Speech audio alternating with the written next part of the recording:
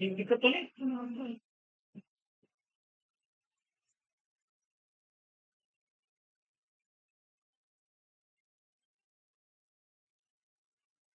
देखिए सब basic principles of organic chemistry.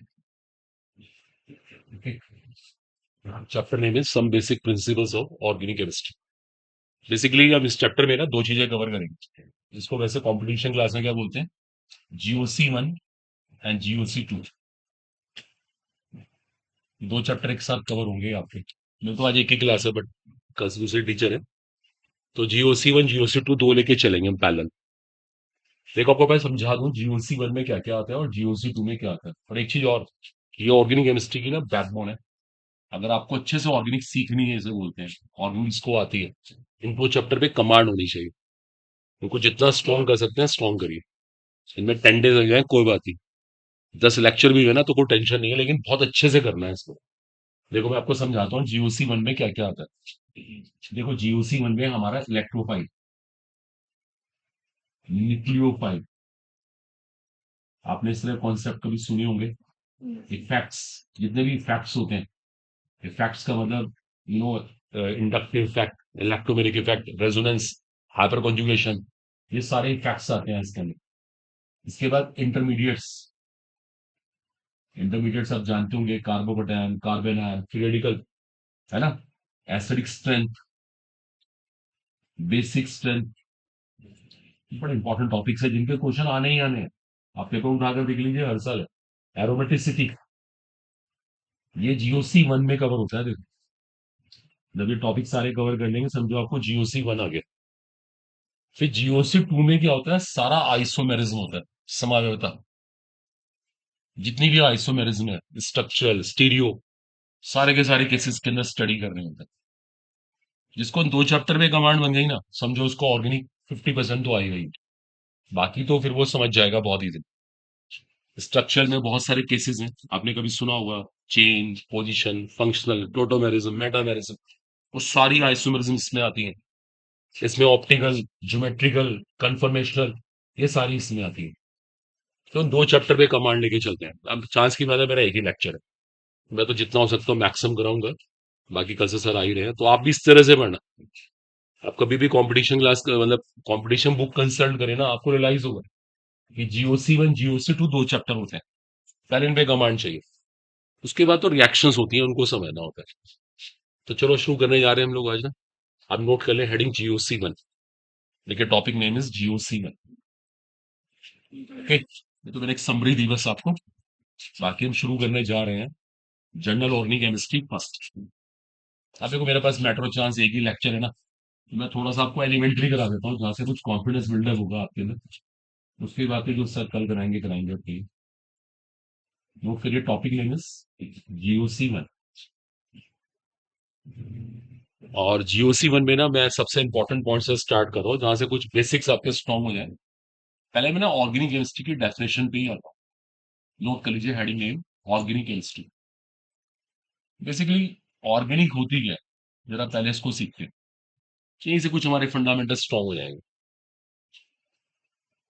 देखो, अब ऑर्गेनिक केमिस्ट्री जनरली किसको बोला जाता है, आप में से वो बता सकते हैं ऑर्गेनिक केमिस्ट्री क्या है। अच्छा, या ऑर्गेनिक में क्या करते हैं, बताओ कुछ भी बताना चाहे। चलो, कार्बन कंपाउंड की स्टडी। अभी नोट मत कीजिएगा। एक बच्चे ने बोला स्टडी ऑफ कार्बन को भी ले लेते हैं, doesn't matter, and it's compounds. ठीक है, एक बच्चे ने ये डेफिनेशन बता दी, नो प्रॉब्लम। अब देखो इस डेफिनेशन में ना बहुत सारे ऑब्जेक्शन हो जाते हैं। कैसे, देखो आप, आपने बोला कार्बन कंपाउंड की स्टडी ऑर्गेनिक केमिस्ट्री में होती। लो भी, हम कार्बन का एक फेमस कंपाउंड लेते हैं, कार्बन डाइऑक्साइड। ठीक है, ये तो कभी ऑर्गेनिक में स्टडी नहीं होता। अगर कोई इसको पढ़ना चाहता है तो उसको पी ब्लॉक पढ़ना पड़ेगा। ये तो ऑर्गेनिक का पार्ट ही नहीं है। पूरी ऑर्गेनिक केमिस्ट्री में कार्बन डाइऑक्साइड की स्टडी कहीं नहीं होती। Carbon monoxide, carbon sub oxide, ये लो, मेटल कार्बोनेट्स। देखो मैं कितने सारे कंपाउंड यहाँ पे लिख दूंगा, ये सब कार्बन के कंपाउंड है। लेकिन प्रॉब्लम पता क्या है, इनमें से किसी की भी स्टडी ऑर्गेनिक केमिस्ट्री में नहीं होती। ये ऑर्गेनिक कंपाउंड ही नहीं है, फैक्ट इज दैट है। ये डेफिनेशन फेल होगी। एक इंटरेस्टिंग बात और है, अगर किसी को अकेले कार्बन की स्टडी करनी हो तो अकेले कार्बन की भी स्टडी इनऑर्गेनिक में होती है। अगेन की ब्लॉक ग्रुप 14 पढ़ना पड़ेगा उसको। देखो इसका मतलब क्या होगा, आपकी डेफिनेशन रॉन्ग हो रही है, ये डेफिनेशन मानी नहीं जाएगी, गलत डेफिनेशन। अब हम यहीं से शुरुआत करेंगे कि ये ऑर्गेनिक कंपाउंड क्यों नहीं है, ये ऑर्गेनिक कंपाउंड क्यों नहीं है, स्टार्ट यहीं से करेंगे। तो आप ना पहले एक दो सेंटेंसेस मेंशन करो, मैं बोल देता हूं। देखो, टॉपिक इज ऑर्गेनिक केमिस्ट्री, अपने लाइन मेंशन करो। Generally it is said to be that, generally it is said to be that study of carbon and its compounds. Generally, it is said to be that study of carbon and its compounds is called organic chemistry. Generally, it is said to be that study of carbon and its compounds is called organic chemistry. But it has also been observed. But it has also been observed. But it has also been observed a number of carbon containing compounds are not organic. A number of carbon containing compounds are not organic. Generally, it has also been observed, a number of carbon containing compounds are not organic. Agree? इसको mention कर लो आप। ये जो sentence मैंने बोला ना, ये जो एग्जांपल्स हैं उसको सपोर्ट करेंगे, ये सपोर्टिंग पॉइंट्स है। अब ये मेरे को साफ हिंट कर रहा है कि हमारी ये डेफिनेशन रॉन्ग है, ये डेफिनेशन गलत है। मेरे पास अभी एक ही लेक्चर है, जितना हो सकता है मैक्सिमम कर देंगे, बाकी कल सर बैठेंगे अपने आप जैसे भी कराएंगे। ठीक है, तो कार्बन कंटेनिंग कंपाउंड्स हैं बट नॉट ऑर्गेनिक, ये इसमें एक इशू है। Carbon dioxide, carbon monoxide, carbon sub oxide, metal carbonates, metal bicarbonates etcetera. चलिए नोट कर लिया सब लोगों ने, ठीक है ना। अब देखिए सुनिए, अब इसी से शुरुआत करेंगे, ये ऑर्गेनिक कंपाउंड क्यों नहीं है। अब लिखो हेडिंग आप, characteristics of organic compounds. The topic is now characteristics of organic compounds. Topic is now characteristics of organic compounds. अब ऑर्गेनिक कंपाउंड में ना कुछ विशेषताएं होती है, कुछ प्रॉपर्टीज है, जब उनके ऊपर डिबेट करते हैं वो कौन कौन सी है। Topic is characteristics of organic compounds. करें शुरू, चलिए जरा ध्यान दीजिएगा, देखिए मैं लिखवा दूंगा अपने वर्ड्स में। देखो यूजुअली जितने भी ऑर्गेनिक कंपाउंड्स होते हैं ना, हम यूजुअली की बात कर रहे हैं, यूजुअली इनके ना मेल्टिंग पॉइंट बॉइलिंग पॉइंट लो होती है, गलनांक व क्वथनांक निम्न होते हैं, इसको बोलते हैं, क्योंकि इनकी इंटरनोबुलर फोर्स जनरली कौन सी होती है, वैन डर वाल्स। तो boiling point melting point low मिलेंगे, सबकी बात नहीं हो रही, यूजुअली ऐसा होता है, मेजोरिटी में ऐसा होता है, इनका मेल्टिंग पॉइंट बॉइलिंग पॉइंट लो होता है। अभी नोट मत कीजिएगा, यूजुअली जो ऐसे कंपाउंड होते हैं ये इनसोल्युबल इन वाटर होते हैं। मैं फिर बार बार कह रहा हूँ यूजुअली, ये नहीं सबके लिए रूल, जनरली ज्यादातर ऐसा होता है, पानी में इनसोल्युबल। यूजुअली जो ऑर्गेनिक कंपाउंड होते हैं ना, उनमें आइसोमेरिज्म होती है, आइसोमेरिज्म समावयवता। आपको पता है कितना इंपॉर्टेंट सेक्शन है ऑर्गेनिक का। और एक बहुत इंपॉर्टेंट चीज है, ऑर्गेनिक कंपाउंड जो होते हैं ना, दे शो साइड रिएक्शंस। ये लास्ट सेंटेंस बड़ा इंपॉर्टेंट स्टेटमेंट है, दे शो साइड रिएक्शंस। एक बार इसको सुनिएगा, इस साइड रिएक्शन का मतलब क्या होता है। जैसे कभी आपने एक चीज सुनी है, जैसे तो हम तो सहारनपुर से बिलोंग करते हैं, बड़ा छोटा सा सिटी है, बैकवर्ड सिटी भी है हमारे ना, जो एक आदमी एक काम कर रहा है तो एक ही काम कर रहा है। आप जाकर देखिए बाहर मेट्रो सिटी में ना, लोग ना साइड वर्क करते हैं, साइड वर्क। मान लो एक स्टूडेंट है, अब एक स्टूडेंट को पता है मेरी स्टडी बड़ी कॉस्टली है, वो स्टडी भी कर रहा है, वो पैरेलली क्या कर रहा है, जॉब भी कर रहा है। 2 घंटे की जॉब मिल गई उसको, doesn't matter, online he work करना है, तो वो 2 घंटे की जॉब से अपने स्टडी के पैसे पूरे कर लेंगे। ऐसा है, मेट्रो सिटी में कल्चर है। वहां के लोग ना साइड वर्क करते हैं, साइड वर्क। एक मेन वर्क होता है, साथ में एक साइड वर्क। ऐसे ही ऑर्गेनिक के अंदर होता है। कभी कभी ना ऑर्गेनिक केमिस्ट्री में आपको साइड रिएक्शन मिलेगी। देखो, आपको मैं एक साइड रिएक्शन का एग्जांपल देता हूँ। मुझसे को बोले, इस रिएक्शन में क्या बन सकता है, किसने ऐसे ही बोल दी। आपको थोड़ा सा पता होगा, ये डिहाइड्रेशन है। हम भी बहुत थोरोली स्टडी करेंगे अगर मेरे को चांस मिला। इसके अंदर मेनली कंपाउंड ये बनता है, लेकिन सिर्फ यही नहीं बनता, साथ में ये भी बनता है। This is what side reaction. देखो, साइड रिएक्शन स्टार्ट हो गई। ये सब फील करा देंगे आपको। ऑर्गेनिक के अंदर ये बहुत मिलेगा, ये कंपाउंड मेजर है, ये कंपाउंड माइनर है। आपने कभी सुना भी होगा 11th 12th की स्टडी में। तो ये लास्ट स्टेटमेंट बहुत डिटेल में मिल जाएगा फर्दर।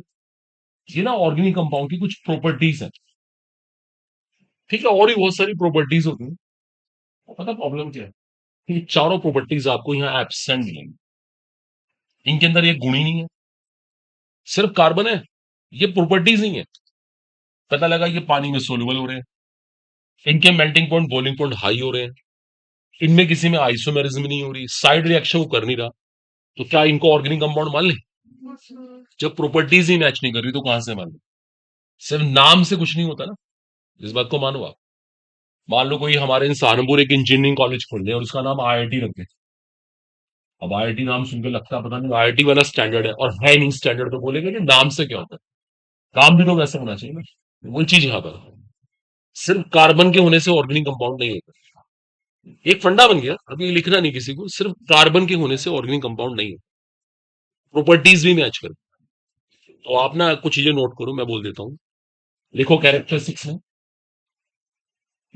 लिखेगा कैरेक्टरिस्टिक्स में, लिखो यूजुअली। ये जरूर वर्ड लगाना पड़ेगा हमें, इसके बिना गड़बड़ हो जाएगी। Usually organic compound show low melting point and low boiling point. Usually, organic compounds show low melting point, low boiling point,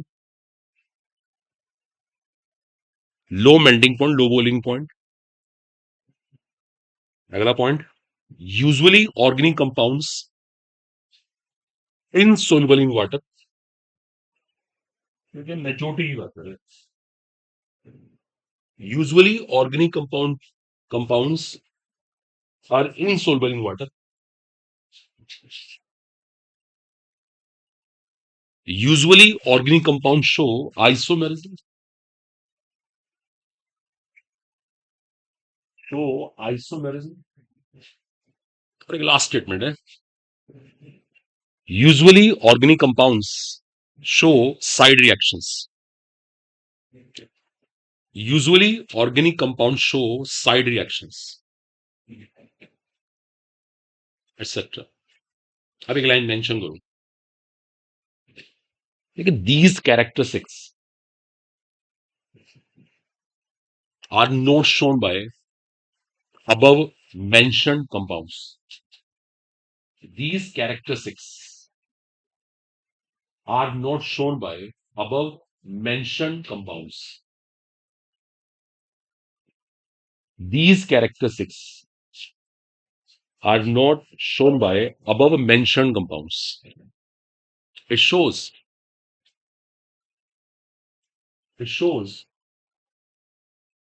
all carbon containing compounds are not organic.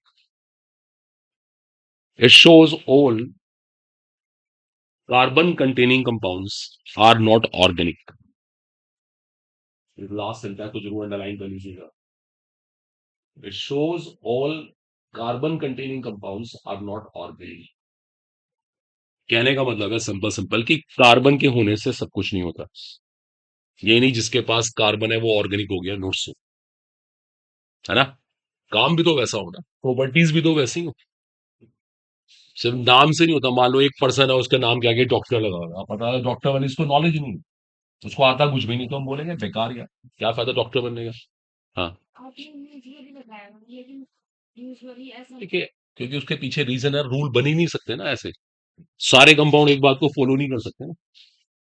कहते हैं पांचों उंगलियां बराबर नहीं होती, मेजोरिटी की बात करनी पड़ती है ना। एक मेजोरिटी की बात होती है, मेजोरिटी। मान लीजिए कोई भी है, कोई भी किसी भी चीज को ले लीजिए आप।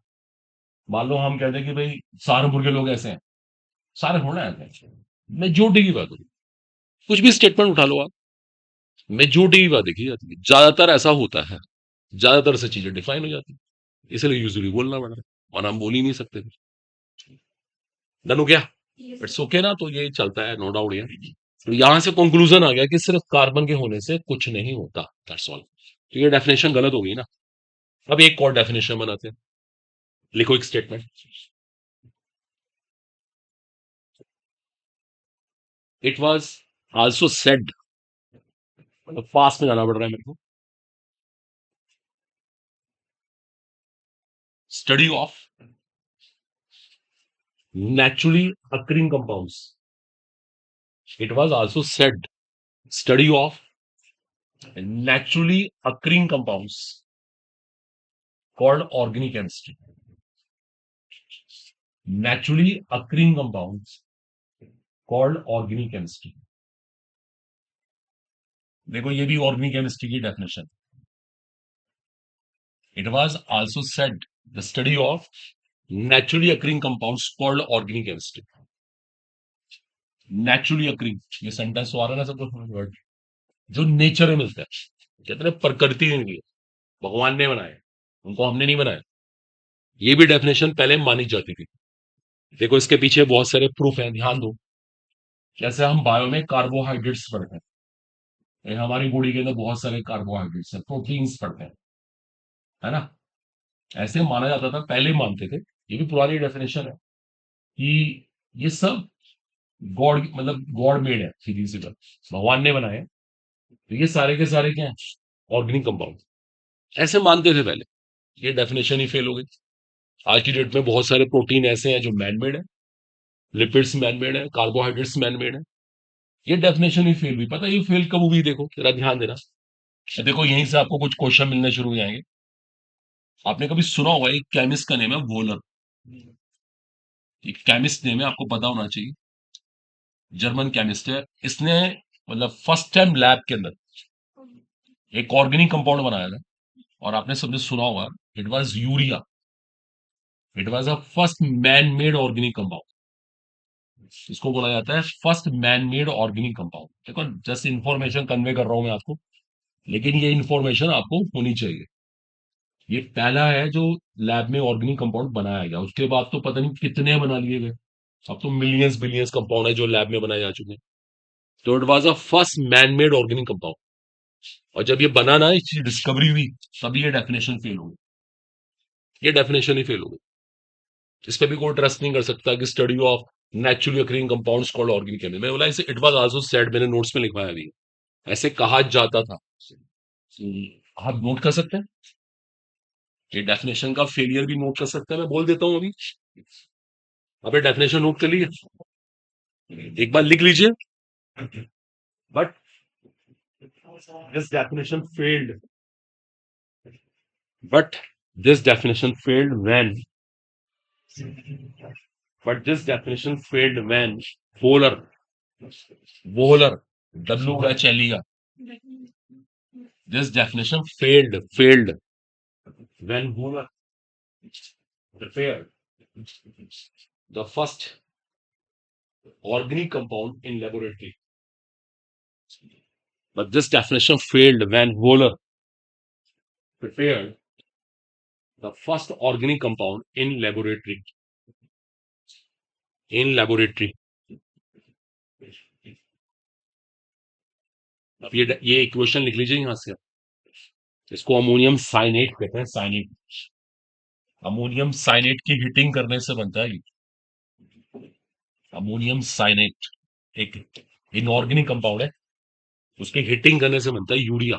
यूरिया का फॉर्मूला सबको टिप्स पे होना चाहिए, हमें बहुत काम आएगा। NH2CONH2, ये फॉर्मूला लर्न करना पड़ेगा, मेमोराइज करना पड़ेगा हमें, आपने कभी किया होगा पहले।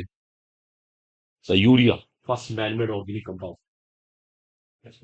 देखो क्वेश्चन बन गया हमारा, डजंट मैटर, एलिमेंट्री क्वेश्चन है, आज की डेट में आउटडेटेड है, कोई पूछ नहीं रहा है। But we must know at least, हमें पता होना चाहिए। Hopefully clear. देखो, दो डेफिनेशन पढ़ी और दोनों फेल हो गई। सो फार हमने दो डेफिनेशन की थी और दोनों में कोई ना कोई ड्रॉबैक था, सेटबैक था, डेफिनेशन चल ही नहीं पाई। तो अभी तक हमारा क्वेश्चन पेंडिंग है कि स्टिल ऑर्गेनिक केमिस्ट्री क्या है। अभी मैं आ रहा हूँ पॉइंट पे। लो, आपको छोटा एक फंडामेंटल और शेयर कर दूंगा आपके नॉलेज के लिए। आपको पता है, देखो थोड़ा सा आप चीजें देखो और सीखना, आप सब बच्चे जरा पार्टिसिपेट करें। ये जो केमिकल रिएक्शन है इसकी कैटेगरी है। देखो, ऑर्गेनिक के अंदर ना बहुत सारी रिएक्शंस होंगी। ये एक ऑर्गेनिक का समझो ड्रॉबैक है, उनको समझना होगा, उनके लॉजिक्स बनाने होंगे। आप में से किसी को पता है इस रिएक्शन का टाइप क्या है, इसकी कैटेगरी को जानता है? हम्म? इस रिएक्शन की कैटेगरी बताओ कि क्या रिएक्शन क्या हो रही है, कुछ बता सकता है कोई? हमने अमोनियम साइनेट को हीटिंग किया और यूरिया बन गया। हम्म? अगर आप देखोगे ना, कोई एटम ज्यादा या कम नहीं हुआ है। करेक्ट, यस, देखो she is going right here. Atoms ने अपनी पोजीशन को चेंज किया, इसके लिए एक बहुत अच्छा वर्ड है, रीअरेंजमेंट। इसको हिंदी में कहते हैं पुनर्व्यवस्थापन। एटम्स ने अपने आप को रीअरेंज कर लिया, अभी लिखो मत, रीअरेंज कर लिया। रीअरेंज करने का मतलब आप जानते ही हैं, दोबारा से अपने आप को एडजस्ट करा, कोई वहां उठ के चला गया, कोई वहां उठ के चला गया। This is what rearrangement. इसको आइसोमराइजेशन भी कह सकते हैं। This reaction can also be called isomerization. Why? Because ये कौन है इसका आइसोमर है, समावेवी। हो सकता है दोनों बड़े अलाउड है। आप रीअरेंजमेंट कहते हैं, यहाँ पे आइसोमराइजेशन कहते हैं, बोथ आर अलाउड। बताओ, आ रहा है समझ? सोचो, दिमाग लगाओ, मेंशन कर सकते हो आप एज यू लाइक, फटाफट।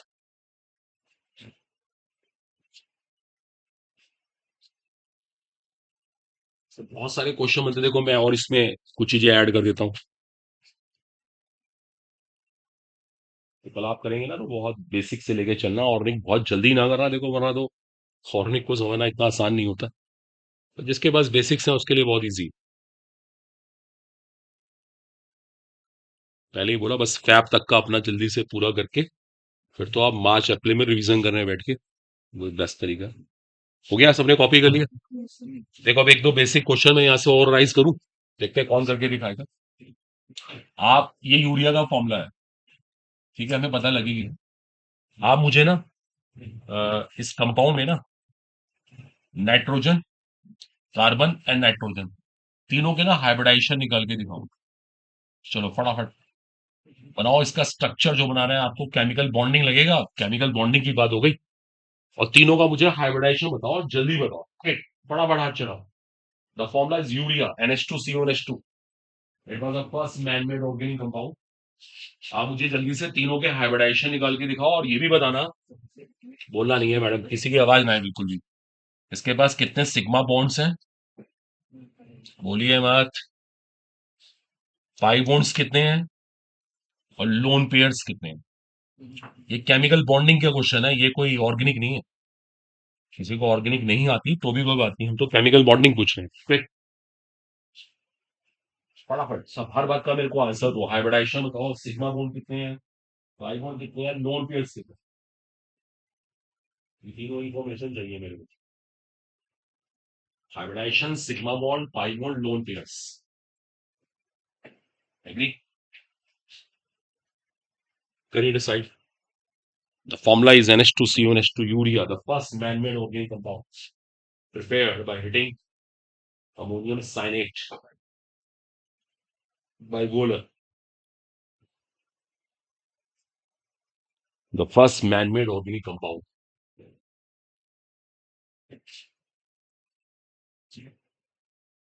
हो गया?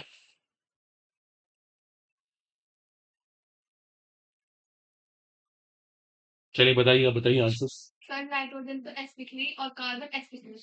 ओके, और ये नाइट्रोजन भी नेचुरली sp3 है ना? सिग्मा बॉन्ड कितने? सेवन। पाई बॉन्ड कितने? वन। और लोन पेयर कितने? टू।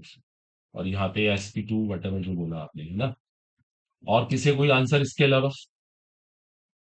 बोलिए जिसका जो आंसर आ रहा है, बताइए, कुछ कहना है आपको, बोलिए। यही आ रहे आंसर्स, यही आ रहे हैं। चलो इट्स ओके। देखो, आप रुक जाइए, अब मैं करके दिखाता हूँ, पहली कर लेते हैं। देखिए, फर्स्ट ऑफ ऑल देखो इसका स्ट्रक्चर बनाते हैं। NH2CO NH2 ऐसे होता है, देखो ऐसा अटेंशन पे करना प्लीज। देखो ऐसे होता है NH2CO NH2, वेल है यूरिया, नथिंग स्पेशल, ये इसका स्ट्रक्चर। ठीक है, अगला ध्यान दीजिए, मैंने पूछा तीनों का हाइब्रिडाइजेशन, इसका बोला sp3, इसका बोला sp3, इसका बोला sp2। देखिए गलत हो रहा है आपसे, रॉन्ग हो रहा है, अगर कोई ऐसे सोच रहा है ना तो उससे मिस्टेक हो रही है। ये भी sp2 है, ये भी sp2 है, और ये तो है ही sp2। आप सुनिए कैसे, आपने sp3 ऐसे बोला, 3 सिग्मा बॉन्ड और एक लोन पेयर, लेकिन आपको पता है ये लोन पेयर कॉन्जुगेशन में, ये लोन पेयर रेजोनेंस कर रहा है। ऑर्डरिंग सिखाएगी आपको, double single lone pair conjugation कहते हैं इसको, हिंदी में कहते हैं संयुग्मन। ये लोन पेयर संयुग्मन में है, इसका मतलब ये कॉन्जुगेशन में आ गया, रेजोनेंस कर रहा है। रेजोनेंस करने का मतलब है ये लोन पेयर कैसा काउंट होगा, as a pi electrons count होगा। कैसे काउंट होगा, एज अ पाई इलेक्ट्रॉन्स। इसका मतलब आप इसको हाइब्रिडाइजेशन में नहीं गिन सकते हैं, ब्लेंडर हो गया। देखो ये तो सीखना है, अब ये मेरे पार्ट में अभी नहीं आता, क्योंकि ये तो 2 दिन के बाद 3 दिन के बाद पूछेंगे पूछेंगे सर बताएंगे। 3 सिग्मा बॉन्ड है यहाँ पर, ये लोन पेयर आप गिन नहीं सकती, क्योंकि ये लोन पेयर कॉन्जुगेशन में है, कॉन्जुगेशन आपको सीखनी पड़ेगी। 3 सिग्मा बॉन्ड इसके पास है, दोनों का हाइब्रिडाइजेशन sp2 है, और जो बीच वाला कार्बन है उसके पास तो क्लियर 3 सिग्मा बॉन्ड है। यू राइट, ये बिल्कुल सही है, एक्सेप्टेड। बोले एग्री। तो दोनों नाइट्रोजन sp2, कार्बन sp2। देखो कितना बेसिक सा क्वेश्चन था, गलत हो जाती है देखो चीजें, होता है कंपटीशन में। चलो खैर नहीं आओ, बताओ कितने सिग्मा बॉन्ड, गिनिए फटाफट। 1 2 3 4 5 6 7, दैट इज करेक्ट। 5 बॉन्ड, 1, ये बिल्कुल सही है। लोन पेयर कितने हैं, लोन पेयर में गलती हो रही है, इसके पास एक लोन पेयर था, इसके पास एक लोन पेयर था, ऑक्सीजन के पास 2 लोन पेयर थे, देखो आप 4 बोलने पड़ते हैं। इज इट क्लियर यू, ये इशू है। चलो खैर, नो प्रॉब्लम। तो ये चीजें देखो इस तरह के बेसिक क्वेश्चन बनते हैं, कॉम्पिटिशन चीजों का होता है। हो सकता है वो यही ना बताए कि urea is a first man made organic compound, ऐसे ही लिख दें, what are the hybridisations of carbon and nitrogen in the first man made organic compound. तो आपको एटलीस्ट पता होगा कि first man made organic compound ये है, ये टिप्स पे होना चाहिए। जब तक ये नहीं पता होगा आप आंसर नहीं दे पाएंगे। चलिए, होपफुली क्लियर, डिसाइडेड। अब हमारा टॉपिक ये था, तो जल्दी से कॉपी करना चाहता है करें। हम लोग का टॉपिक ये था कि ऑर्गेनिक केमिस्ट्री की प्रॉपर डेफिनेशन क्या, अभी तो हम उसी के लिए स्ट्रगल कर रहे थे ना। तो we have come on the point now, what's organic chemistry, इसको रब करूं। देखो आप डेफिनेशन, ऑर्गेनिक केमिस्ट्री क्या होती है, study of hydrocarbons, study of hydrocarbons and their derivatives, study of hydrocarbons and their derivatives. देखो ये है एक्चुअल डेफिनेशन ऑर्गेनिक केमिस्ट्री की, तो इसे कोई चैलेंज नहीं कर सकता, ये बिल्कुल perfect definition. Study of hydrocarbons and their derivatives. आप कभी अपने सिलेबस का डिवीजन देखना, 11th 12th में, 11th में सारी स्टडी हाइड्रोकार्बन्स की होती है, 12th में उसके डेरिवेटिव्स आते हैं। देखो सिलेबस को भी ऐसे डिजाइन किया हुआ है, 2 पार्ट में तोड़ा हुआ है। अब देख लो, देखो हाइड्रोकार्बन सब जानते हैं, alkanes, alkenes, alkynes, arenes, dienes, देख लो ये सब इसमें आते हैं। इधर डेरिवेटिव्स आते हैं, अल्कोहल, एल्डिहाइड्स, एसिड्स, कीटोन, दुनिया भर की फैमिलीज हैं, तो वो डेरिवेटिव्स में आती है। तो ये है ऑर्गेनिक केमिस्ट्री की परफेक्ट डेफिनेशन, जो आपको यहाँ पे लेके आना। चलिए, होपफुली क्लियर हो गया।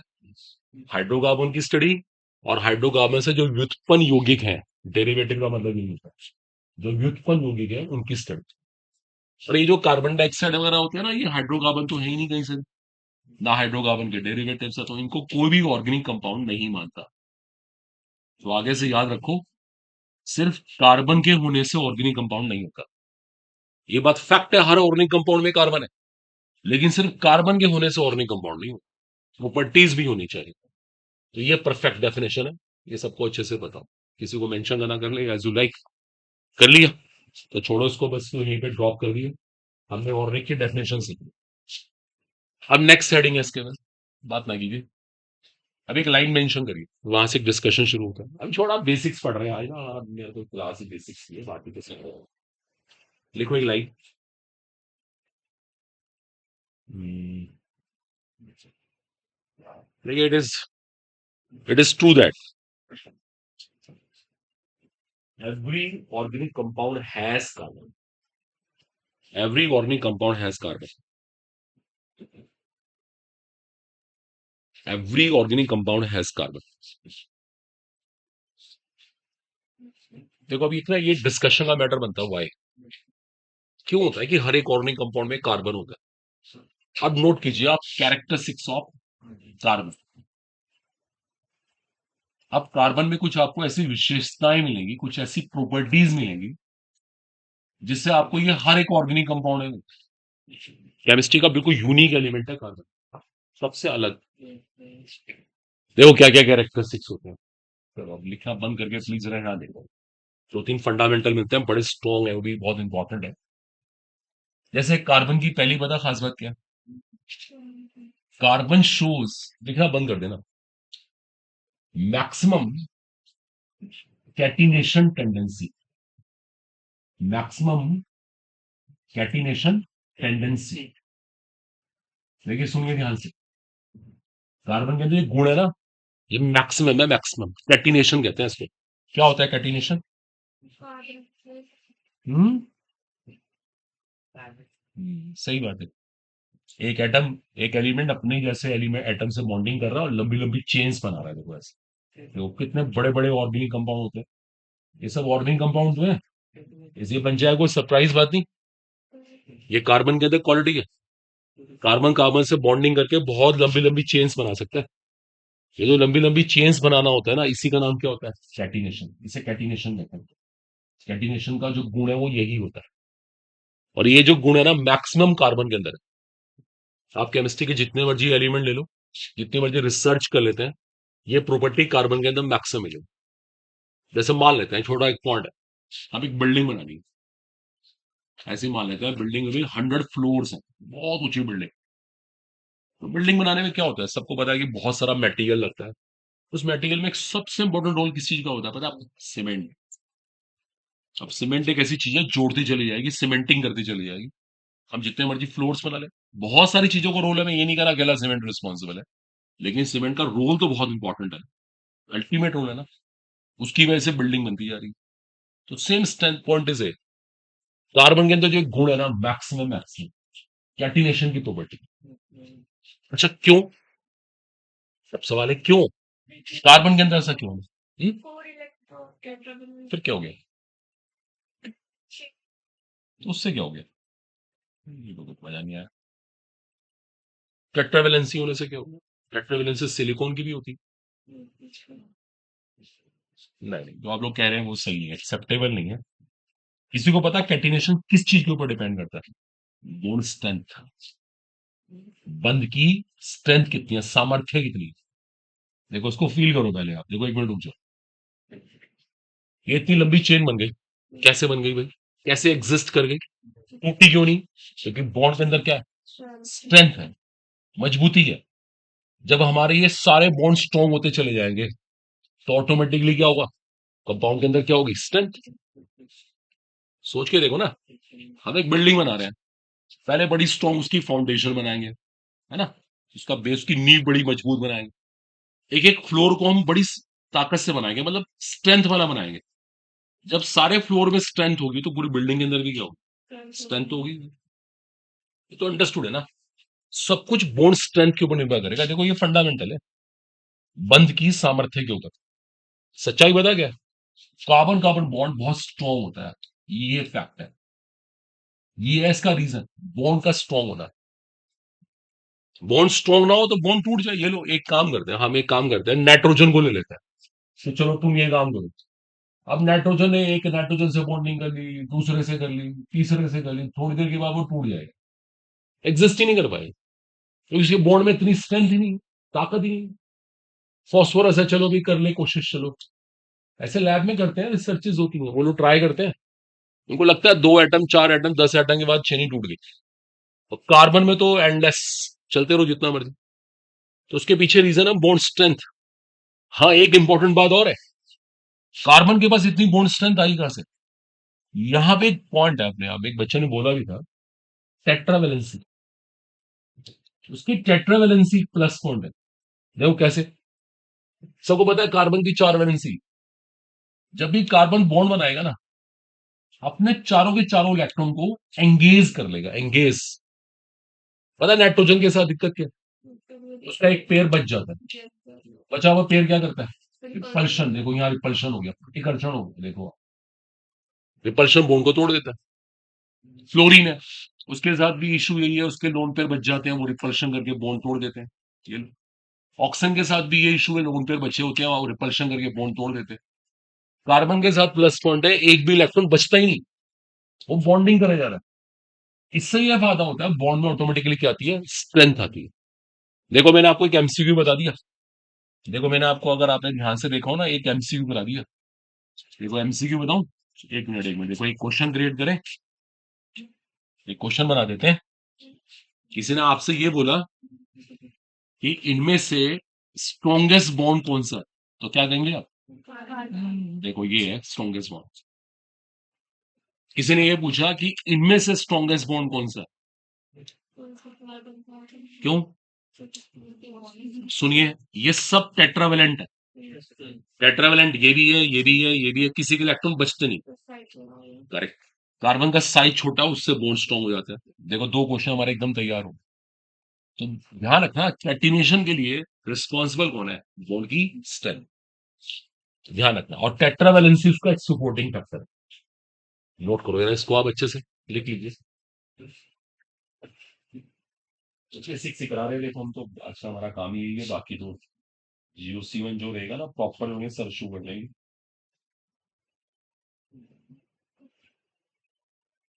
तो कार्बन के पास मैक्सिमम कैटिनेशन टेंडेंसी और कार्बन की टेट्रावेलेंसी, दो बड़े इंपॉर्टेंट कॉन्सेप्ट हैं, आने चाहिए आपको अच्छे से। ठीक है, कार्बन की टेट्रावेलेंसी और कार्बन के पास मैक्सिमम कैटिनेशन टेंडेंसी। और कैटिनेशन को सपोर्ट करने में रीजन है उसकी बॉन्ड की स्ट्रेंथ। सबसे इंपॉर्टेंट है, बॉन्ड स्ट्रेंथ पे डिपेंड करता है सब कुछ। क्योंकि जब बॉन्ड में स्ट्रेंथ होगी, सामर्थ्य होगी, तो नेचुरली बहुत लंबी चेन एग्जिस्ट कर पाएगी, मना कर ही नहीं पाएगी। एक पॉइंट क्या आना चाहिए आपको? तभी तो कार्बन सबसे डिफरेंट है, यूनिक एलिमेंट है। जो साइंटिस्ट होते हैं ना, केमिस्ट होते हैं, वो रिसर्चेस करते हैं कि कार्बन जैसा और कोई एलिमेंट मिल जाए, मिला ही नहीं, बन ही नहीं पा रहा, होता ही नहीं नेचर में, ऐसे कह दो चाहे। ठीक है, तो catenation depends upon bond strength. Tetravalency बता दिया मैंने आपको ना। और एक तीसरा इंपॉर्टेंट पॉइंट है कार्बन के regarding, that's very crucial again है, जो आपको, जो कार्बन को यूनिक बनाने में हेल्प करता है।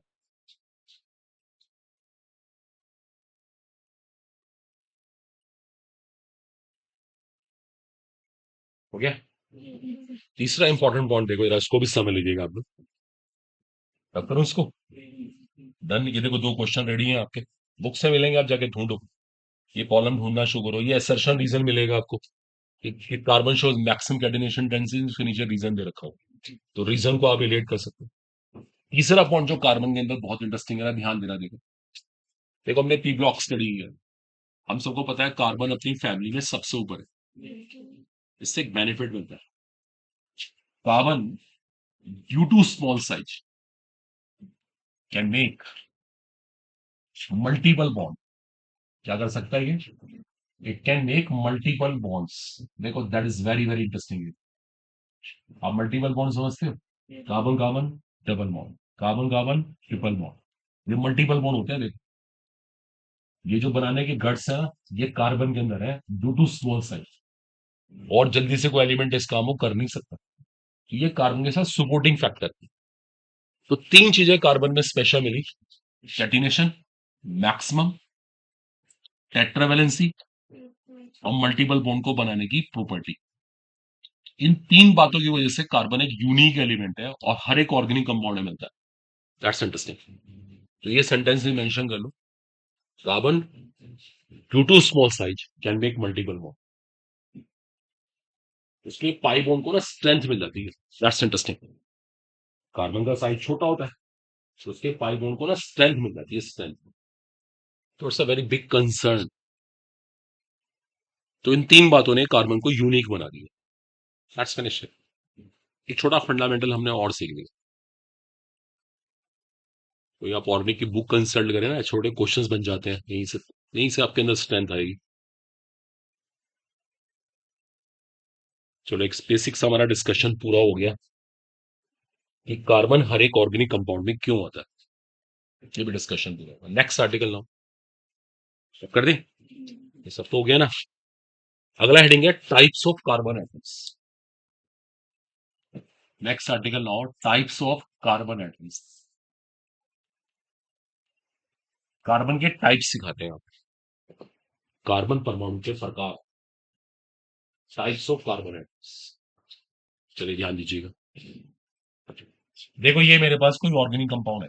अभी क्या दिखा बंद हो, जरा सब अटेंशन देगा ना। देखो, ये एक बड़ा बड़ा सा ऑर्गेनिक कंपाउंड है। अच्छा ना, सबकी वैलेंसी पूरी होती है, मैं लिखता नहीं। यहाँ पे 3 हाइड्रोजन है, अंडरस्टूड है। यहाँ 2 है, को लगा के टाइम नहीं वेस्ट कर रहे हैं, बस कार्बन कार्बन की चेन बनाई, जो हमारा मेन कंसर्न है। अब देखिए होता क्या है, इस कंपाउंड में इतने सारे कार्बन सबको दिख रहे हैं। अब है तो सारे के सारे कार्बन ही, लेकिन ये एक जैसे नहीं है। अब सुनिएगा ध्यान से। केमिस्ट्री ने कैटेगराइज कर रखा है, कैटेगराइज। केमिस्ट्री कहती है जो कार्बन ये है वो कार्बन ये नहीं है, वैसा कार्बन ये नहीं है। अब देखो उसका बेस क्या है। इस कार्बन ने एक कार्बन से बॉन्डिंग कर रखी है, जबकि इसने कितने से बॉन्डिंग कर रखी है? 4 से। इसने कर रखी 3 से, इसने कर रखी 2 से। बस यही हमारा क्लासिफिकेशन का बेस है। कैसे देखो, इसको बोलते हैं प्राइमरी और 1 डिग्री कार्बन, जिसने एक कार्बन से बॉन्डिंग की। जिसने 2 से करी है सेकेंडरी और 2 डिग्री कार्बन। जिसने 3 से करी है टर्शियरी और 3 degree carbon. Agree. Similarly it is primary और 1 डिग्री कार्बन। मतलब सीधा सा फंडा है, जो एक से बॉन्डिंग करेगा वो प्राइमरी और 1 डिग्री कार्बन। ये भी प्राइमरी और 1 डिग्री कार्बन। जिसने बॉन्डिंग करी 2 से सेकेंडरी और 2 डिग्री कार्बन।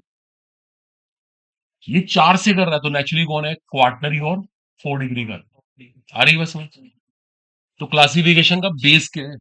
कितने कार्बन से बॉन्डिंग रखी है।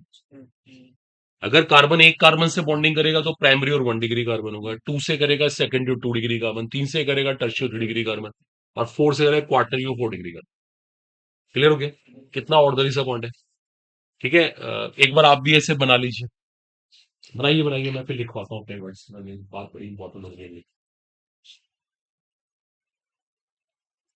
तो मेहनत करिए, देखिए टाइम बहुत कम रह गया, 19 हो गई, जनवरी भी खत्म होने वाला है। Carbon bonded with 1 carbon. और आपको मैंने पहले भी कहा था, पीछे का सिलेबस रिवाइज करना शुरू कर दिए, रिवीजन। जो 2-3 बार रिवीजन कर लेगा ना, ये तो उसी का कलेक्शन होगा। और जो रिवाइज ही नहीं कर पाया, ये रह गया वो रह गया, बस वो आउट हो जाएगा ऑटोमेटिकली। और कंपटीशन में कोई लक वक नहीं चलता, ध्यान रखना। तो सोचे ना कि किस्मत में होगा तो हो जाएगा, तो किस्मत में कभी ऐसे नहीं। मेहनत करनी पड़ेगी देखो।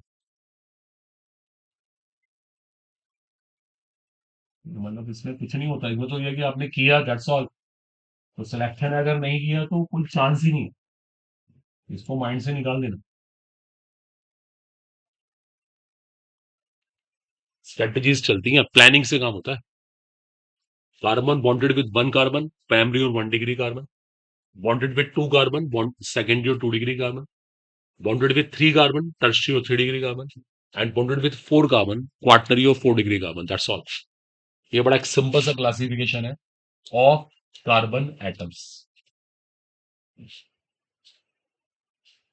ठीक है।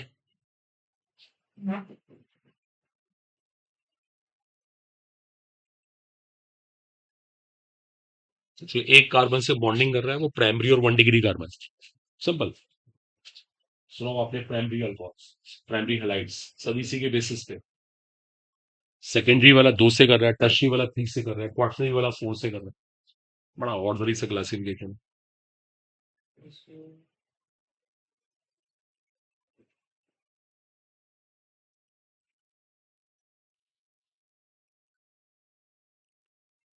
ठीक है स्टूडेंट्स, इसको रब कर रहे हैं। डिसाइडेड।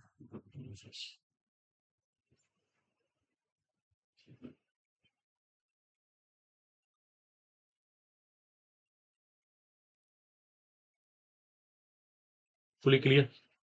ओके। अब इसके नीचे एक लाइन मेंशन कर दी, देखिए एक बात बड़ी इंपॉर्टेंट है, बोलू?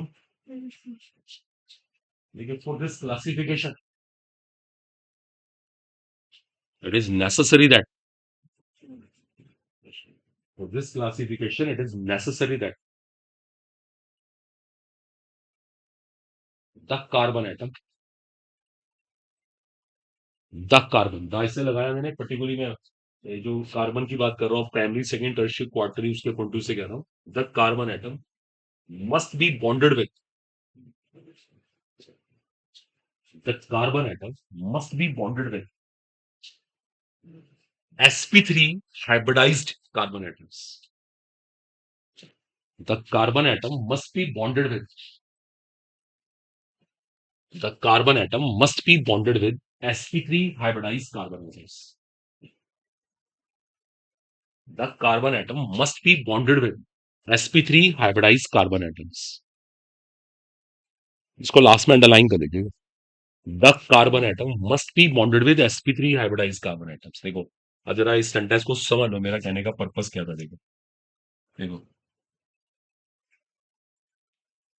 देखिए, सुनिए जरा ध्यान से, प्लीज बोर्ड पे देखिएगा। जैसे मैंने अभी क्या बोला, इस कार्बन को प्राइमरी और 1 डिग्री कार्बन बोला, नो इशू। तब मैंने इसे प्राइमरी और 1 डिग्री कार्बन बोला, जिससे ये बॉन्डिंग कर रहा है उसका हाइब्रिडाइजेशन क्या होना चाहिए, sp3। That's important. देखो सेंटेंस पढ़ो, मैंने क्या बोला, the carbon atom must be bonded with sp3 hybridised carbon atoms. इसको मैंने क्वार्टनरी कार्बन तब बोला, कब, जब चारों कार्बन कौन है, sp3। That's important, chemical bonding का अल्टीमेट रोल रहेगा यहाँ। इसको मैंने सेकेंडरी और 2 डिग्री कार्बन तब बोला, जब ये दोनों कार्बन के हैं, sp3। इसको प्राइमरी और 1 डिग्री कार्बन तब बोला जब ये sp3 है। ये sp3 होना नेसेसरी है। इस सेंटेंस को सोच के देखो, मैंने बोल दिया था carbon atom must be bonded with sp3 hybridise carbon atoms. तो that should be very very clear. बताओ क्लियर? होपफुली आया समझ। देखो अब इसके बाद आगे चलते हैं, अभी और क्लासिफिकेशन है। अब रुक जाना, कभी कभी आपको ना, देखो अब रुक जाओ, देखो थोड़ा सा अभी टर्निंग बनाते हैं। ऐसे कंपाउंड ही मिलेंगे।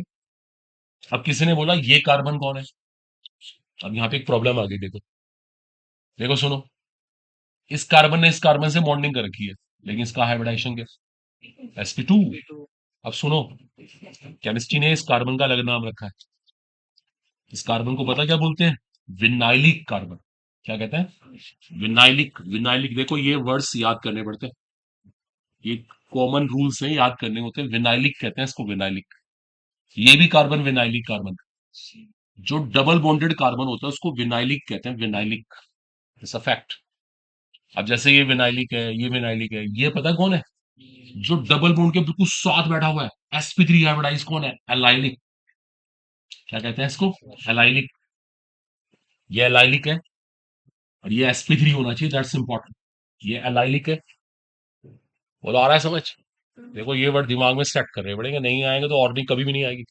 रट्टे मारने से कभी कंपटीशन क्लियर नहीं होता, समझना पड़ेगा, मेमोराइज करना पड़ेगा, थोड़ा सा प्लान। ये कार्बन विनाइलिक है जो डबल बॉन्ड के अंदर है, जो डबल बॉन्ड के साथ बैठा हुआ sp3 हाइब्रिडाइज कौन है, एलाइलिक है, एलाइलिक। और सुनो आप, ये बेंजीन रिंग होता है, इस रिंग में इतने सारे कार्बन हैं। ये सारे कार्बन पता क्या बोले जाते हैं, एराइलिक। क्या कहते हैं इनको, एराइलिक। क्योंकि एराइलिक वर्ड ना एरीन से आया, ये एरीन से है, तो इन कार्बन्स को एराइलिक कार्बन्स कहते हैं। ये जितने भी कार्बन है सबके सब एराइलिक है, जितने भी कार्बन यहाँ बैठे हैं, एराइलिक। एराइलिक को आप एरोमेटिक रिंग से रिलेट कर सकते हो। और अगर रिंग के साथ कार्बन बैठा है, बिल्कुल एडजेसेंट, बिल्कुल साथ बैठा हुआ है, ये कौन है, बेंजाइलिक। क्या कहते हैं इसको, बेंजाइलिक। के सब प्रैक्टिस करके आएगा, देखो जब बार बार इसको टाइम देंगे तो आपको रट जाएगा। और वैसे भी 12th में किया होना चाहिए, हम तो ये एक्सपेक्ट कर रहे हैं आपसे, पहले ही से करके आना चाहिए। नहीं करा तो अभी भी कोशिश करिए, आ जाएगा, बहुत मुश्किल नहीं है। तो डबल बॉन्ड में जो कार्बन विनाइलिक, चाहे आप इसको हिंदी में लिख रहे हैं, जो डबल बॉन्ड के बिल्कुल साथ वाला है एलाइलिक। जो रिंग में है उसको तो समझना बहुत आसान है, एराइलिक। एरोमेटिक से याद रहता है, ये सारे एराइलिक कार्बन। और जो रिंग के साथ बैठा हुआ, बिल्कुल साथ बैठा हुआ sp3 हाइब्रिडाइज कौन है, बेंजाइल। चलिए इसको हाईलाइट कीजिए, करिए इसको हाईलाइट करिए। अच्छे से शो करिए बिल्कुल क्लियर नोट्स में, अपने वर्ड्स में लिख लो आप।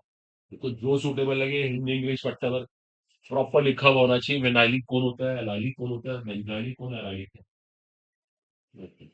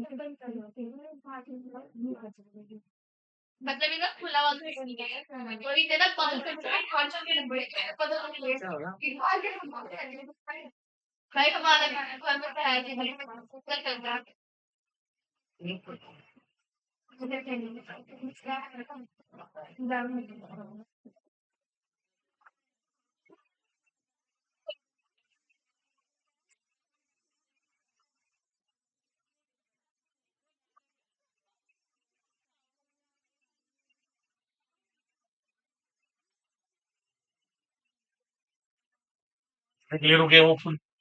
आया सबको समझ? देखिए अब ध्यान दीजिएगा। देखो एक ना एक क्वेश्चन करके देखो इसके ऊपर आप। देखो आपको मैं एक ऑर्गेनिक की कॉलम देता हूँ, आप ट्राई करना इसको, अपने आप बात नहीं करनी किसी को भी। देखो ऐसा भी आपने छोटे बड़े फंडामेंटल सीखे ना, इन्हीं से क्वेश्चन बन जाता है। बस बोलो मत, मतलब बातें क्यों हो रही हैं?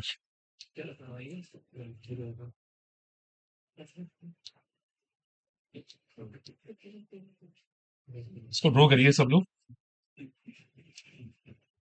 ये कंपाउंड गिवन है, पार्ट ऑफ क्वेश्चन है ये।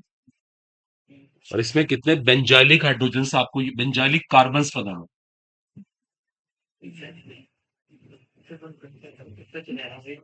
हाँ यार,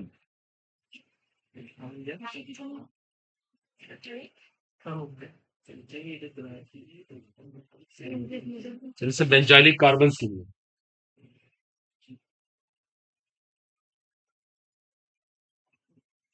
चलिए इसको फटाफट इसको बना लीजिए। इसमें कितने बेंजाइलिक कार्बन आपको ये डिसाइड करना। मेरी 6।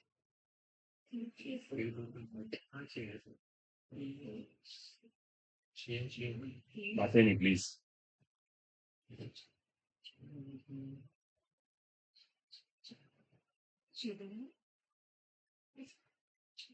तो फिर ना चुपचाप बंद में कीजिए।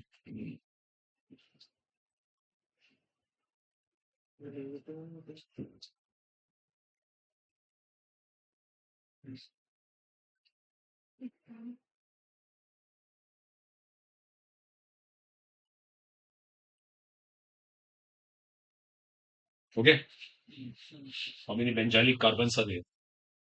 क्या आंसर है? बाकी लोग,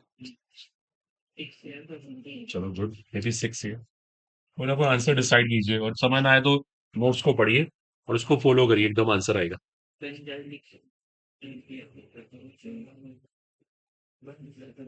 बातें नहीं, बातें नहीं। कल से ऐसे डिस्कस मत करो, जो करना प्लीज अपने आप करो, आराम से बैठ जाओ फटाफट प्लीज। टाइम ना वेस्ट कीजिए। मैं बता देता हूँ जिसका जो भी आंसर है बता दूंगा। हो गया? चलिए आप देख लीजिए आप।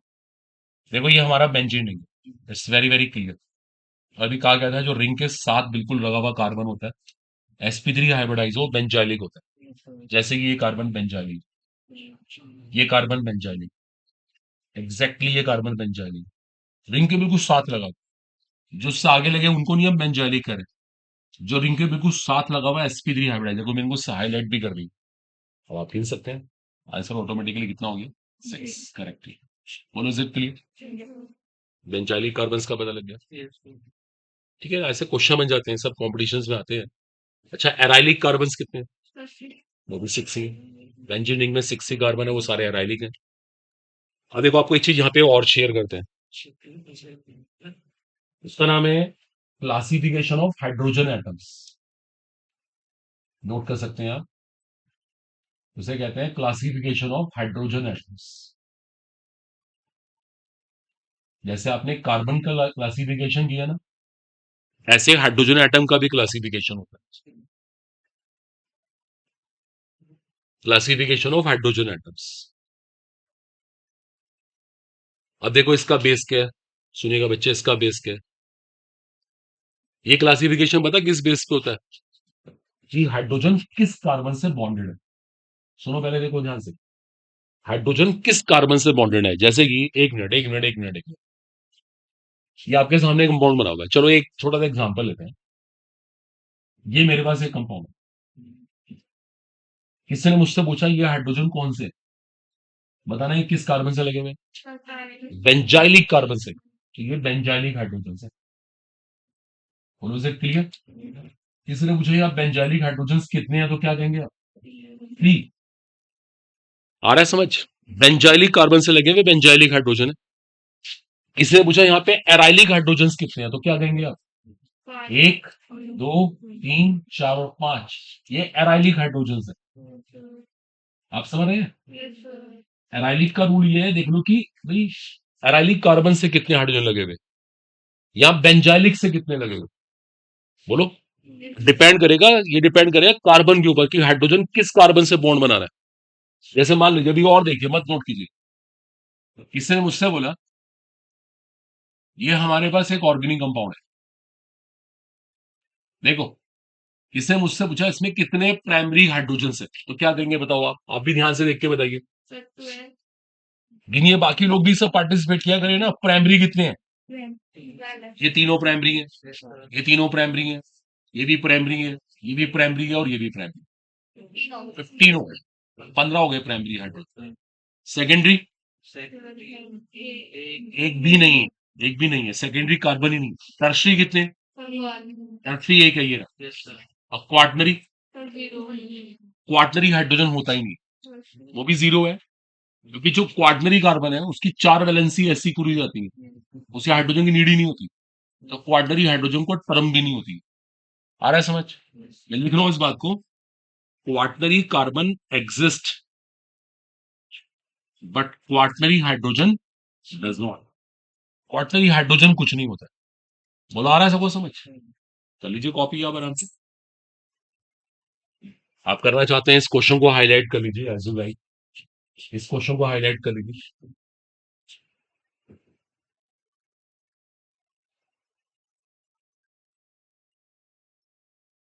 तो जो हाइड्रोजन एटम क्लासीफाई होते हैं ना, वो इस बेस पे होते हैं किस कार्बन से बॉन्डिंग बना रहे हैं।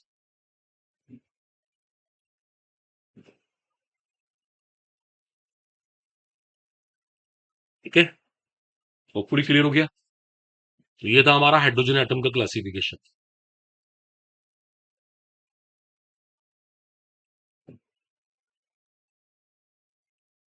ये सब क्वेश्चन देखो रेडी होते जा रहे हैं, हमारी सब जाके बुक में ढूंढो, सब प्रॉब्लम्स आएंगे।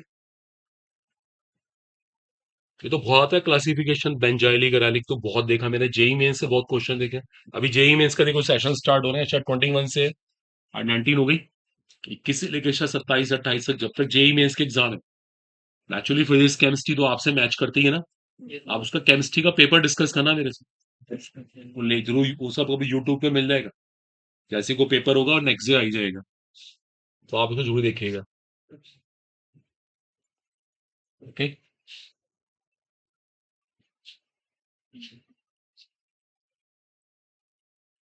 नोट कर लिया सब लोगों ने?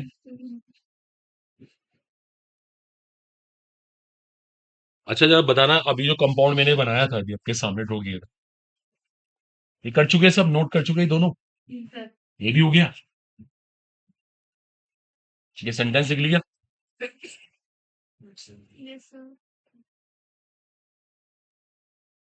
Quaternary carbon exist but quaternary hydrogen does not, because जो क्वार्टनरी कार्बन है उसकी 4 वैलेंसी ऐसे ही पूरी हो गई। चलिए बताइए जरा, इस कंपाउंड में कितने quaternary hydrogen, sorry quaternary benzylic hydrogen गिनिए कितने, इसमें बेंजाइलिक हाइड्रोजन काउंट करिए, बताइए बच्चे, इस कंपाउंड में कितने बेंजाइलिक हाइड्रोजन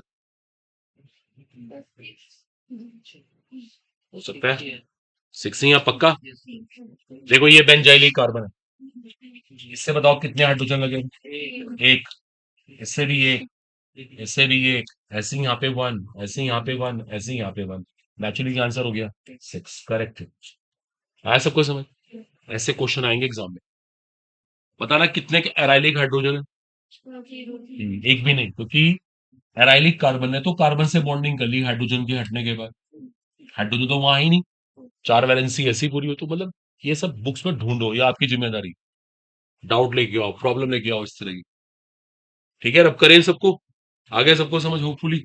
चलिए डन, ये भी एक बेसिक सा पूरा हो गया हमारा ऑर्गेनिक का। इसके बाद नेक्स्ट टॉपिक आता है, उसको बोलते हैं एल्काइल ग्रुप्स।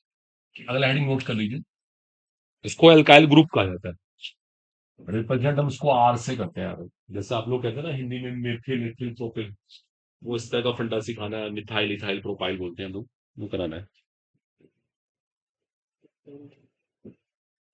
अब देखो एल्काइल ग्रुप किससे कहते हैं। आप एक हाइड्रोकार्बन से एक हाइड्रोजन को ड्रॉप कर दो, देखो अब बाद में लिख लेना, बस हेडिंग लिख कर छोड़ दो। रिजल्टिंग पार्ट को बोलते हैं एल्काइल, इसको एल्काइल कहते हैं, एल्काइल। ये वाई एल लगाने के पीछे रीजन ये होता है कि आपने हाइड्रोजन को ड्रॉप कर रखा। लिखो ना अभी, ये कंपाउंड नहीं होते, ये ग्रुप होता है, ग्रुप। आगे तो यहाँ पे कोई फंक्शन ग्रुप लग के कंपाउंड बन जाता है। जैसे फॉर एग्जांपल मेरे पास मीथेन है, मैंने मिथेन में से एक एच को ड्रॉप कर दिया, नेचुरली कौन बन गया, एक ग्रुप है ना, क्या कहते हैं इसको, मिथाइल। अब इसको मिथाइल बोलेंगे वेल नॉन, और शॉर्टकट में इसको एमी कह देंगे, एमी, एमी, मिथाइल। ऐसे ही मेरे पास इथेन है, मैंने मिथेन इथेन में से एक एच को ड्रॉप किया, एक्चुअली क्या बन गया, इथाइल। ठीक है, बड़ी कॉमन सी बात है, शॉर्ट में इसको ईटी कह दिया, चलता है आजकल, ये ट्रेंड भी चल जाता है। आ रहा है सबको समझ, ठीक है। अब सुनिए, ऐसी मेरे पास प्रोपेन है, अब मैं इसमें से एक एच को ड्रॉप करता हूं। देखो, और आप सब ध्यान देना, देखो देखो, आपने मिथेन में से एक एच को निकाला। अच्छा, आप कौन से एच को निकालते, तो पूछे मिथेन में से कौन सा एच निकालना चाहिए, आंसर है कोई सा भी, सारे सेम ही तो है। इसलिए केमिस्ट्री मिथाइल एक ही होता है, मिथाइल के टाइप नहीं होता, क्योंकि कोई सा भी एच निकाल लो मिथाइल ही बनेगा, ऐसे ही यहाँ पे भी कोई भी एच निकालोगे इथाइल ही बनेगा। अब यहाँ पे एक इशू है, देखो बच्चे, अगर किसी बच्चे ने यहां से एच निकाला, ये या फिर ये एक ही बात है, पता क्या बनेगा, एन प्रोपाइल, क्या कहते हैं इसको, एन प्रोपाइल। एन का मतलब क्या होता है, नॉर्मल, नॉर्मल प्रोपाइल, इसको एन प्रोपाइल बोलते हैं, नॉर्मल प्रोपाइल। और किसी ने यहां से निकाला तो देखिए, यहां से निकालेंगे तो ये ग्रुप ऐसे मिल जाएंगे, आप इसको ऐसे भी लिख सकते हैं एजुलाइट, और सही कह रहे हैं बच्चे, इसको आइसो प्रोपाइल कहते हैं, क्या कहते हैं इसको, आइसो प्रोपाइल। देखो ये बातें ना हमें याद रहे, आइसो के अंदर ना, आइसो के अंदर ये चीज आना नेसेसरी होता है, जब भी किसी ने आएगा हम उसको आइसो बोला करेंगे, आइसो, आइसो प्रीफिक्स लगा देंगे उसके लिए। तो प्रोपाइल दो होते हैं केमिस्ट्री में, प्रोपाइल दो होते हैं, एक एन नॉर्मल, और एक का नाम क्या है, आइसो। मिथाइल एक ही होता है, इथाइल एक ही होता है। एक बार इसको बनाओ, सीखो, ये जिसको नहीं आएगा ना उसको ऑर्गेनिक बिल्कुल नहीं है, जितनी बार रिएक्शन रटता रहे, याद करता रहे, को बोर्ड एग्जाम थोड़ी ना हो रहा है कि मार्क्स आ जाएंगे याद करके, इस समय ना है सारा।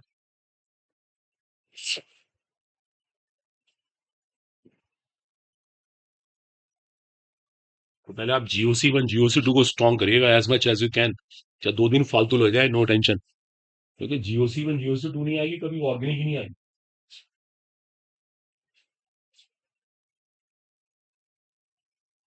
तो मिथाइल एक ही होता है, इथाइल एक ही होता है, प्रोपाइल दो होते हैं। क्या समझ नहीं आ रहा बताओ, एक का नाम नॉर्मल और एक का नाम आइसो, ये CH3 लिखा हुआ है, एक आइसो, मिथाइल एक, इथाइल एक, प्रोपाइल दो।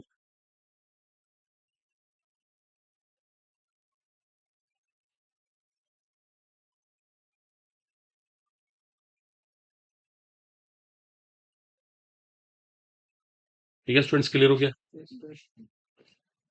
तो methyl one type, ethyl one type, propyl two type, normal and iso, एमी, शॉर्ट में इसको एमी कह देते हैं। ऐसे इथाइल के लिए ईटी लगा देते हैं, प्रोपाइल के लिए PR लगा देते हैं, आज का ट्रेंड है ये।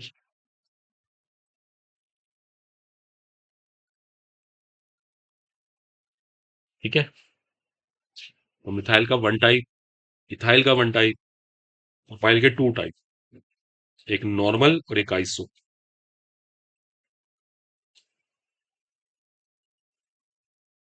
ठीक है स्टूडेंट, आगे चलें इसके बाद।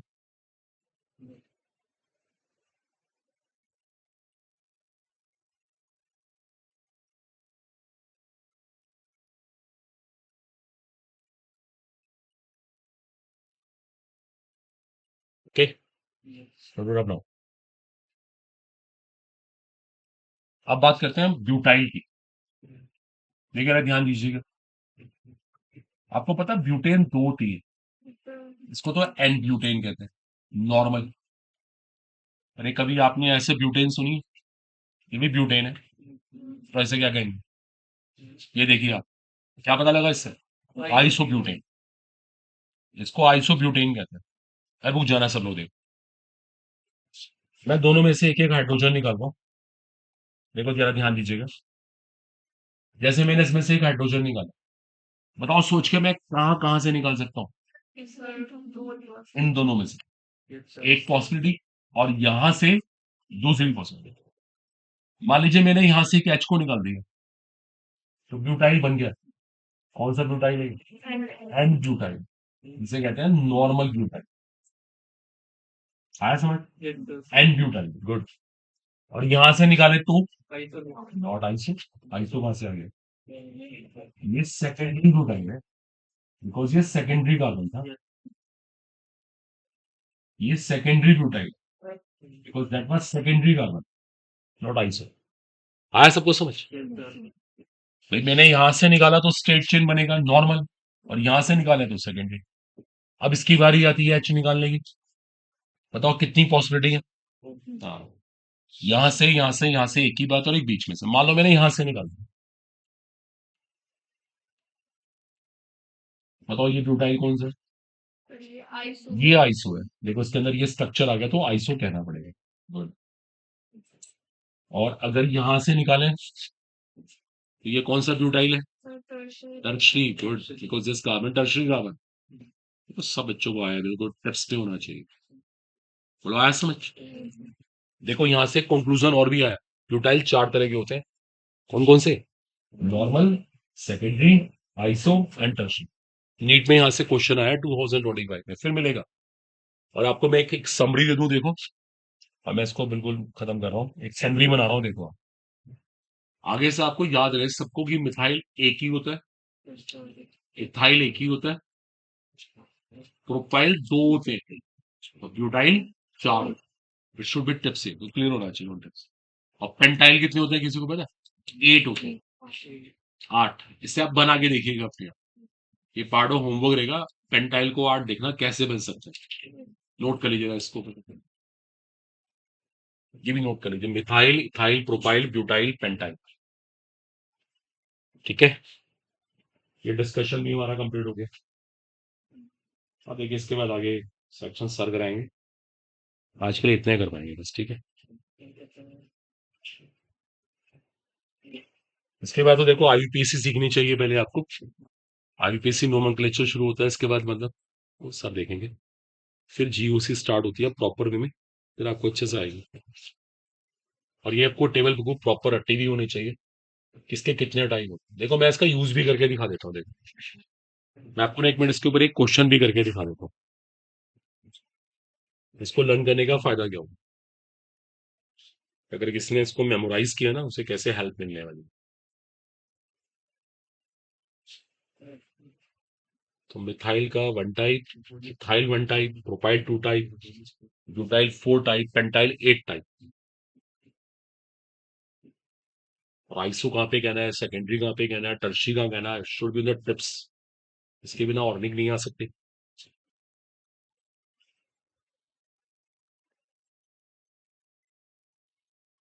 हो गया?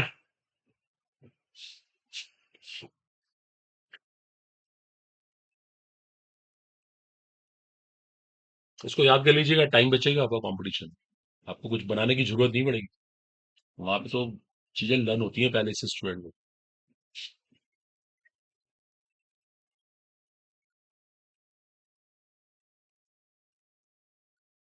देखो एक ऑर्डिनरी सा क्वेश्चन करते हैं, 2025 में इसकी नीड थी। एनसीईआरटी में बहुत सारे ऐसे क्वेश्चन है, सभी नोट कर लिया? उम्मीद है ये हो गया।